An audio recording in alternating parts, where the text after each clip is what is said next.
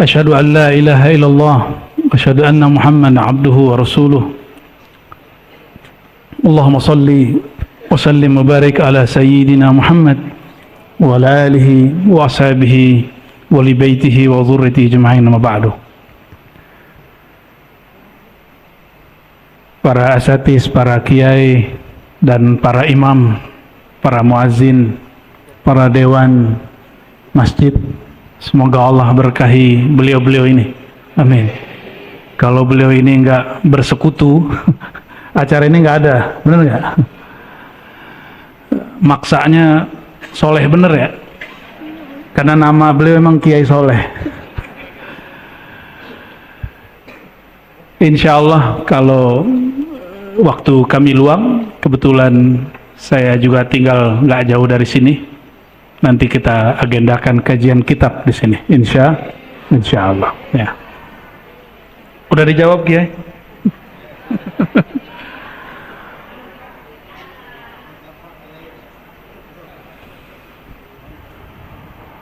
Sebelumnya mari kita baca surah Al-Fatihah untuk diri kita sendiri, rohani, pikiran kita semua, untuk baginda Nabi Muhammad SAW, untuk orang tua kita, guru-guru kita, untuk yang membangun masjid ini, yang mengurusi masjid ini, dan siapapun yang hadir malam ini. Al-Fatihah.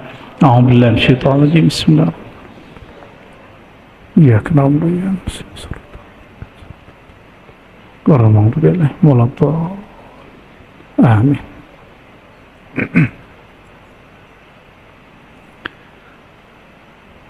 Karena tema kita hijrah, kebenaran di dalam kitab Al-Hikam. Kalau di kitab saya nomor 43, di beberapa kitab yang lain nomor 50 atau ada yang lebih. Ada pembahasan khusus mengenai hijrah. Dan bahkan Imam Athaillah Iskandari yang menulis Hikam, beliau menukil hadis hijrah. Hadisnya pasti sudah paham.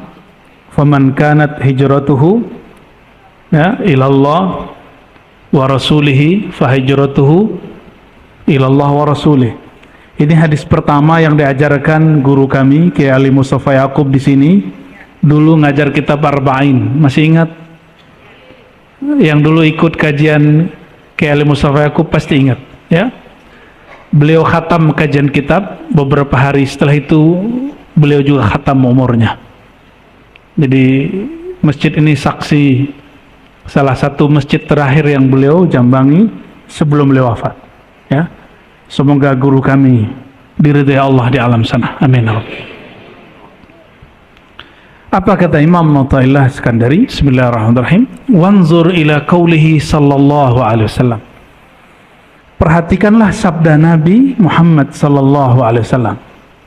Nah, biasa kita sering dengar tapi tidak wanzur, tidak menelaahnya. Faman kanat hijratuhu, siapa yang berhijrah ilallahi wa rasulih, kepada Allah. Allah itu di satu tempat atau bukan? Enggak. Karena Allah bukan benda, maka Allah tidak memerlukan tempat. Maka jika disebut berhijrah kepada Allah, itu bukan berpindah secara fisik. Maka ini disebut al-hijrah minal maddiyah, berhijrah dari sisi materi kepada sisi rohani, berhijrah dari pahala kepada yang punya pahala. Bapak Ibu, saudara-saudariku, sampai kapan beribadahnya karena pahala? Mau sampai kapan kepada Allah berniaga, bertransaksi? Walaupun di Quran ada hal adullukum ala tijaratin, betul ada di Quran, tapi itu awal-awal turun.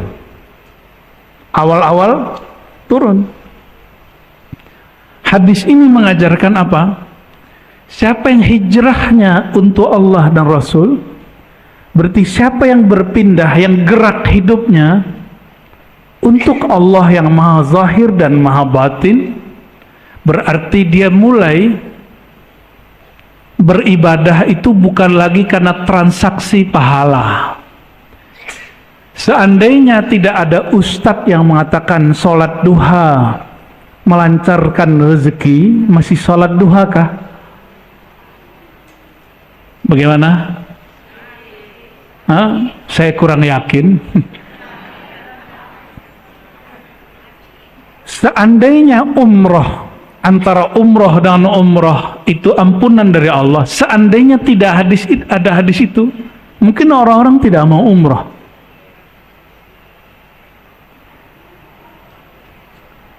Seandainya tidak ada hadis, siapa yang duduk ba'da subuh sampai terbit matahari, maka bagi dia pahala umroh dan haji tamah sempurna. Siapa yang mau duduk?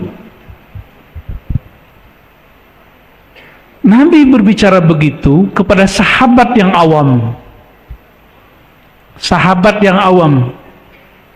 Tapi sahabat-sahabat yang tidak awam, yang sudah mengenal Allah dengan makrifat yang dalam, mereka tidak diajarkan begitu. Jadi Nabi itu mengajari sahabat bertahap. Ada yang diberi motivasi, akhirnya mereka beramal karena motivasi. Lama-lama mereka beramal bukan karena motivasi pahala, tapi karena Allah yang nyuruh. Ciri-ciri anak kecil berbuat amal diancam dulu atau diiming-imingi dulu. Ama diancam, benar nggak? Diancam dan dua-duanya. Sudah berapa lama kita seperti itu? Perasaan masih muda aja, kata Kiai Soleh ya. Sudah berapa lama kita beramal karena iming-imingan?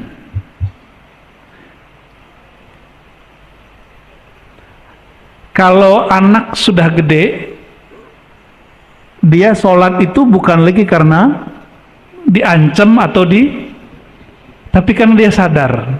Maka anaknya disebut, kamu sudah dewasa nak.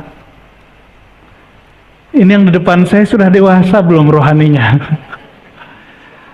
Seandainya tidak ada ayat ala bidzikrillah tatmainnul qulub, ketahuilah hanya dengan menyebut nama Allah kalbu menjadi tenang. Seandainya tidak ada ayat ini, mungkin orang jarang berzikir kepada Allah. Karena kita ini biasa dididik seperti pedagang sama pembeli. Jarang yang dididik menjadi orang yang tulus mencintai. Nih saya nggak nanya ke bapak-bapak, ibu-ibu senang nggak dicintai tulus? Apalagi umur udah nambah gini ya nggak? Dicintai bukan karena cantik, bukan karena kaya atau dan lain sebagainya. Kan begitu maunya, benar nggak? Itu bapak ibu, ini ibu-ibu saya kabarin. Itu sebenarnya sifat Allah yang Allah sedikit percikkan kepada ibu-ibu. Allah itu ingin beri pelajaran, wahai hamba-hambaku. Ini yang disebut sifatul jamal, sifat keindahan atau sifat feminim. Allah itu tidak feminim, tapi disebut jamal. Apa arti jamal? Cantik, indah. Kalau saya sebut indah, cantik, itu sebutan untuk cowok atau cewek? Ada nggak cowok cantik? Begini tangannya nggak jatuh. Ya. Karena orang yang diberikan sifatul jamal, sifat indah dan cantik, ingin dicintai apa adanya, Allah ingin berkalam, wahai hamba-hamba Allah, wahai laki-laki, wahai perempuan, wahai pria, wahai wanita, cintailah aku apa adanya. Makanya Allah disebut dalam hadis Imam Bukhari, innallaha ghayurun. Allah itu maha pencemburu. Pencemburu itu laki atau perempuan biasanya? Perempuan. Makanya ujian perempuan itu selalu cemburu. Ya. Benar Pak ya? Kalau kita cemburu beres Pak. Ya. Kalau ibu-ibu cemburu panjang ceritanya. Tapi bukan berarti Allah perempuan, tapi sifat perempuan itu percikan dari sifat Allah Subhanahu wa ta'ala. Berat nggak ngaji ini? Enggak kan? Kalau enggak saya ganti topik. Saya rasa temanya biasa ya. Hal yang biasa tapi kita bawa ke ranah yang luar biasa, insya Allah. Kan hijrah ya, kajian kita juga mesti hijrah. Kajian kita juga mesti hijrah ya.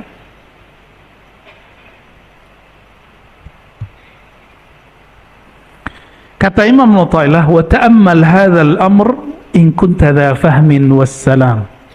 Wahai muridku, perhatikanlah hadis ini jika memang kamu punya akal sehat, punya pemahaman yang tajam.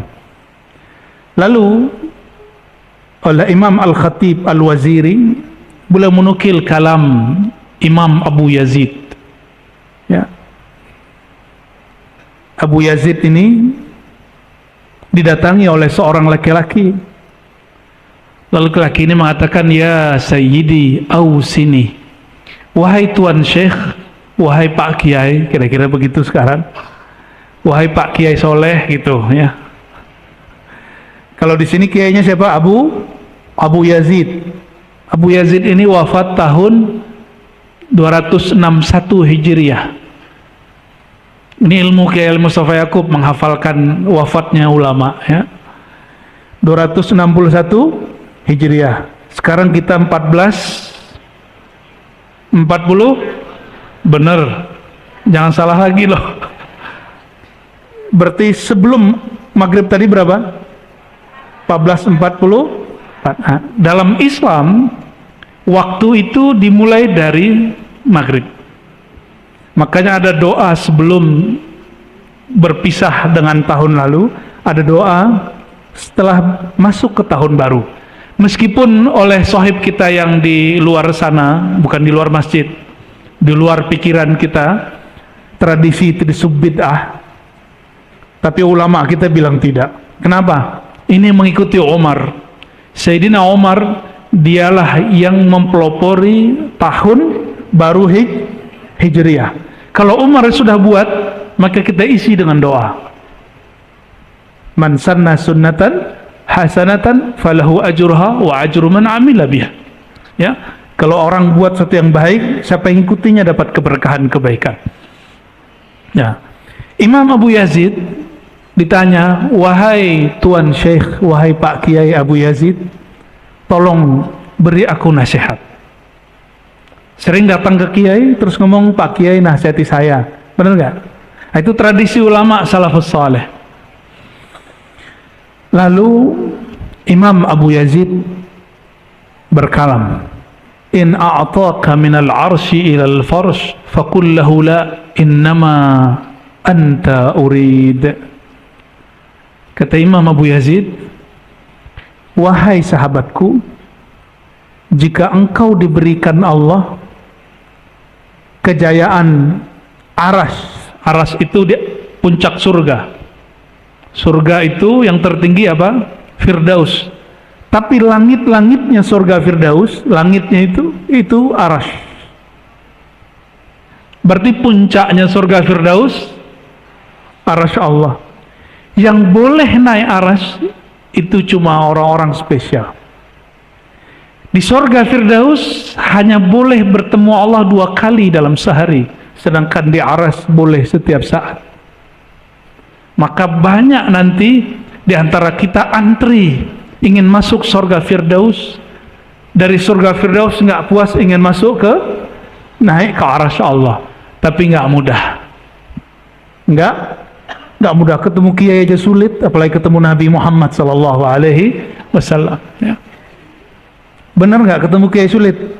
Bener. Coba aja mau ketemu Abah Lutfi, nggak mudah loh. Ketemu Kiai Fulan, Habib Fulan, nggak mudah. Itu baru ketemu pewaris Rasulullah, zuriat Rasulullah Sallallahu Alaihi Wasallam. Jangan dikira mati langsung ketemu Allah, enak bener. Mati langsung ketemu Rasulullah, enak kali. Nah begitu. Orang yang meninggal ketemu Rasulullah, hidup dia bersama Rasulullah Sallallahu Alaihi Wasallam. Apa kata Imam Abu Yazid?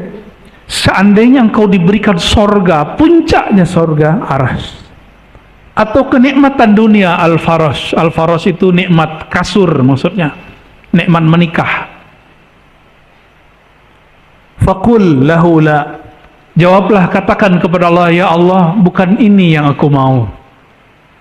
Innama anta urid, yang aku kehendaki hanyalah engkau, pemilik sorga. Ini namanya hijrah. Ini hijrah versi Imam Abu Yazid, Imam Salafus Saleh. Hari ini banyak yang berbicara salaf. Ini versi salaf yang ruhaninya. Banyak orang menyebut kata salaf hari ini untuk menyakiti umat Islam. Benar nggak? Menyebut salaf untuk menyalahkan umat Islam. Tapi kalau kita nyebut salaf untuk menyebutkan spirit, semangat orang-orang terdahulu. Nah itu perbedaan kita yang bersanad kepada mereka dengan mereka yang mengklaim selalu ikut salaf. Ya, nggak usah rebutan. Ya. Yang penting punya sanad. Apa arti sanad? Silsilah ilmu. Saya mau tanya Bapak Ibu, kalau disuruh milih sorga Firdaus atau sholat 2 rakaat, pilih mana? Bingung kan? Pilih mana Pak? Ayo Mas, Bang. Sholat 2 rakaat atau surga Firdaus? Beneran, belum tentu diterima loh. Sholat gaya bener. Kayak udah diterima aja sholatnya. Enggak apa-apa. Apa alasannya kalau sholat? Apa? Berzikir. Zikir belum tentu ketemu. Apa? Ikhlas. Beneran sholatnya ikhlas. Jangan-jangan sholatnya pengen rezekinya lancar. Ibu-ibu kalau sholat sama surga Firdaus pilih mana? Sama Bang Firdaus ya maunya. Beneran. Wah keren juga di jamaah Kiai Soleh ini. Imam Abu Sulaiman Ad-Darani, siapa namanya? Beliau bagi jawaban dan alasannya.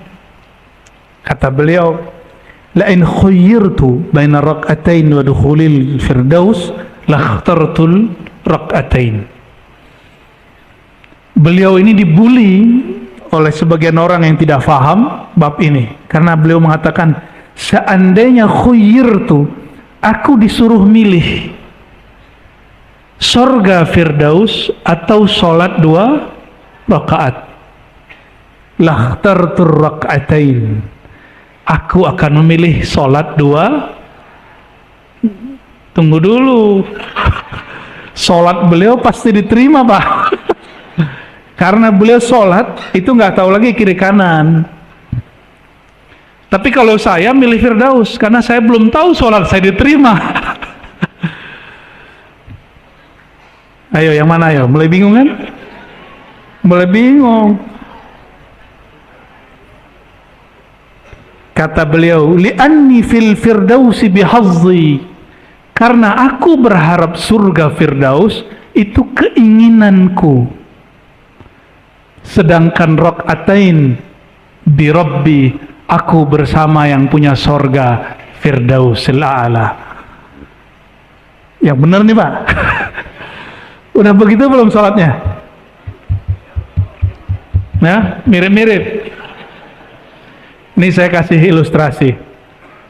Kalau kita ngobrol, duduk bersama orang yang kita senengin, apalagi lawan jenis, masa-masa dulu, masa muda, 5 menit, 5 jam rasanya berapa? Bener. Mau balik dulu, ntar aja gitu ya. Bener nggak? Bener ya? Tahu-tahu sudah matahari udah benar, udah maghrib. Dek, udah maghrib. Belum isya gitu. Tuh, pengalaman tuh. Itu baru sama makhluk yang kita senangi. Laki-laki senang dengan perempuan yang jamilah, yang indah. Wajahnya, budi pekertinya. Perempuan senang dengan laki-laki yang nyaman diajak ngobrol. Apalagi nyaman dompetnya. Allahumma sholli ala sayyidina Muhammad. Bener ya, sama orang yang kita senangi, lama itu terasa sebentar. Betul? Ya. Kalau sama Allah kira-kira gimana? Kenapa orang bayangkan dengan Allah itu menakutkan? Karena selama ini kita dididik menakutkan. Allah itu tukang ancam. Allah itu suka ngancam, awas lo kamu masuk neraka loh. Ahli bid'ah loh. Ya. Makanya kajian-kajian begitu tuh rame. Kenapa? Karena dari kecil sudah dididik mengancam. Kamu gak sholat tapi neraka loh. Kamu begini neraka loh, gitu aja terus. Akhirnya ketika ingin hijrah, udah dewasa ingin hijrah, dengar orang baca hadis. Apa hadisnya?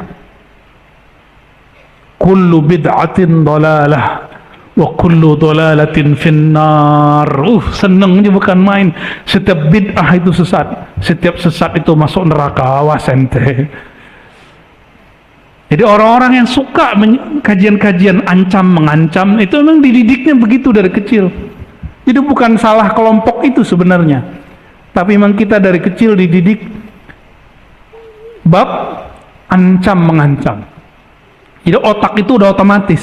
Otak ini kan kalau sering diasah, dia akan mengikuti pola-pola itu. Alhamdulillah saya sering dididik guru-guru dan orang tua saya dengan apresiasi. Jarang diancam. Bahkan kalau nilai kami rendah, percaya nggak Bapak Ibu, nilai akidah akhlak saya dulu 4. Karena tiap hari pengkar mulu. Nonjok orang lah, nendang orang lah, bonyok itu orangnya. Karena hobinya dulu silat sama karate. Tapi bapak saya pulang bilang 4. Ya masih kelas 2, semester 1, nggak apa-apa, antar juga bagus ya. Nggak pernah ngancem. Kapan bapak saya ngancem? Sekali aja. Saya kelahi pak. Mata kita merah. Pulang mata merah. Lidi dia ambil sama itu rotan, lari lagi. Tongkar lagi, ngalahin orangnya. Jadi cara didiknya beda. Semoga Allah merahmati kedua orang tua saya. Ayahanda masih hidup, ibu sudah berpulang, sudah berhijrah ke alam barzakh. Bapak Ibu yang bukan Allah, kalimat ini jangan ditelan mentah-mentah ya. Betul, dalam alam rohani, kalau kita sudah mengenal Allah, sudah merasakan namanya bab ihsan. Ihsan itu memandangnya dan dipandangnya. Ini biar indah. Mandang orang yang kita suka, seneng nggak? Dipandang oleh orang yang kita cintai, seneng nggak? Itu yang disebut ihsan. Beruntunglah yang namanya ihsan. Ya, pengen namanya hikam ya.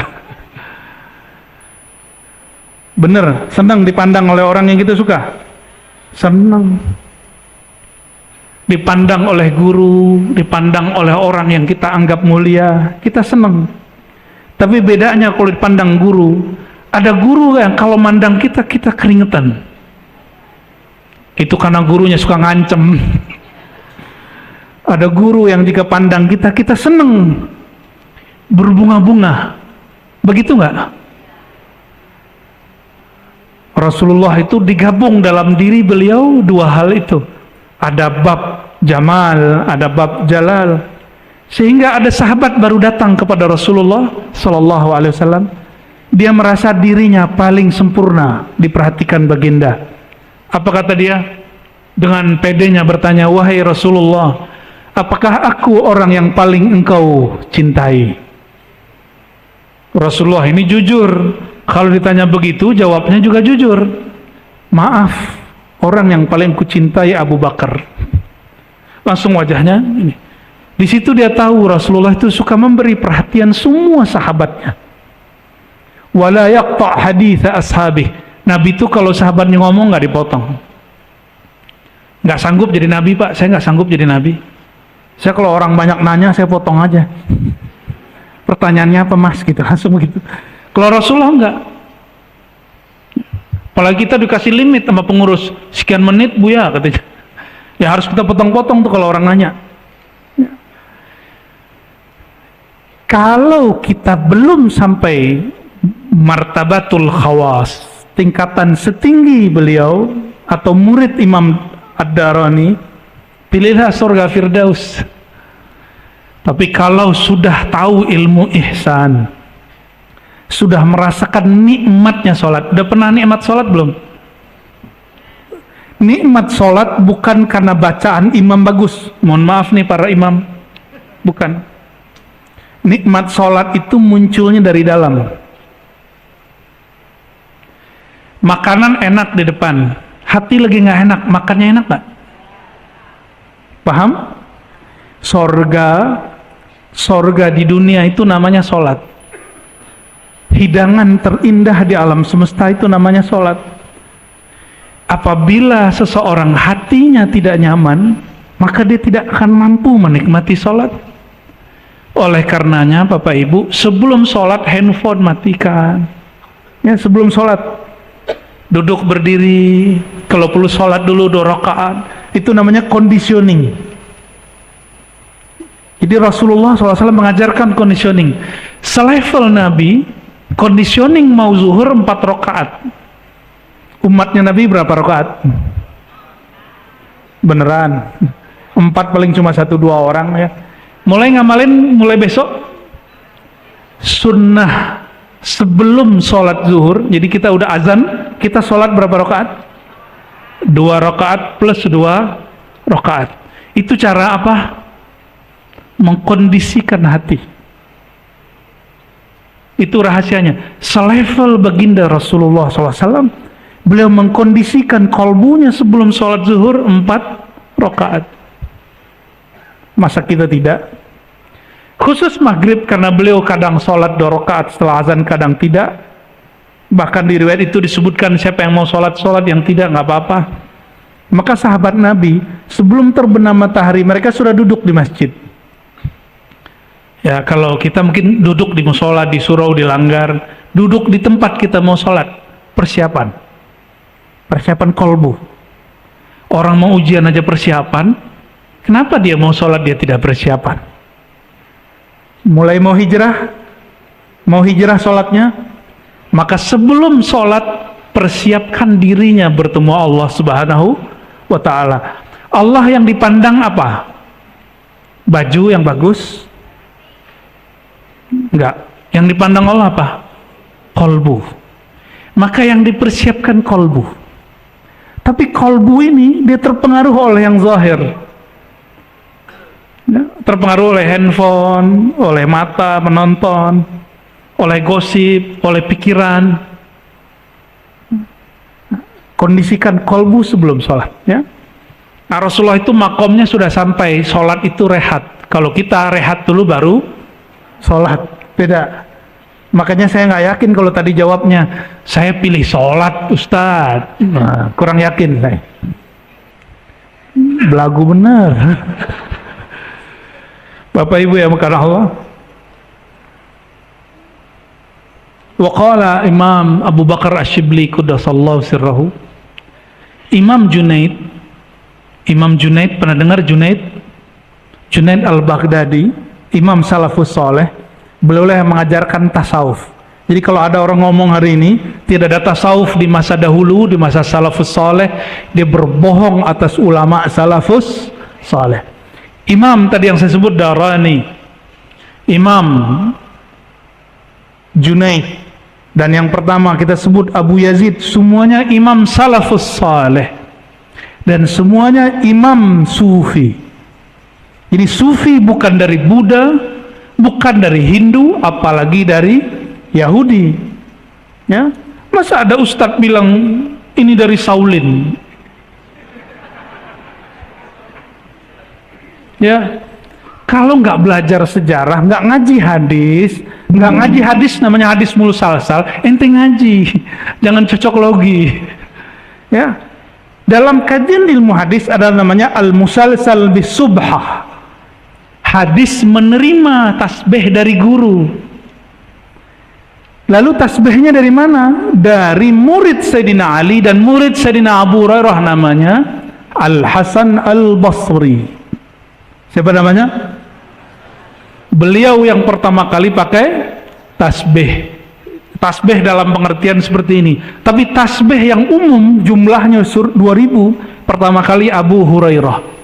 Sedangkan tasbih yang tidak diikat yang pertama kali istri Rasulullah itu Juwairiyah dan Safiyah. Apa kata mereka yang tidak sepakat pakai tasbih? Kamu pilih Rasul atau sahabat? Itu namanya GOBLOK. Jangan dibaca.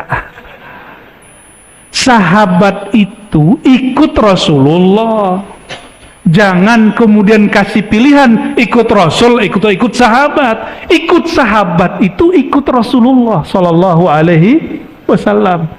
Betapa mereka menghina sahabat-sahabat Rasulullah Sallallahu Alaihi Wasallam dengan mengatakan ente ikut Nabi, ente ikut sahabat. Itu kalimat yang tidak pantas dikalamkan oleh seorang yang mengaku ahlus sunnah wal jamaah. Ya, kita nggak boleh menghina sahabat sama sekali. Itu penghinaan luar biasa. Itu lebih parah dari Syiah. Syiah Rafidhah menghina sahabat, tapi nggak sempat ngomong begitu. Nggak ada mereka ngomong ente pilih sahabat atau pilih Rasulullah SAW. Ini Jumatan di sini azannya berapa kali Kiai? Oh keren ya. Ikut sahabat Sayyidina Utsman, hadis Sahih Bukhari Muslim. Bukan berarti ente ikut Utsman atau ikut Rasulullah. Jangan begitu nanyanya. Su'ul adab sama Sayyidina Utsman, ya. Jadi panas. Kayaknya masjid ini masih panas bagian itu.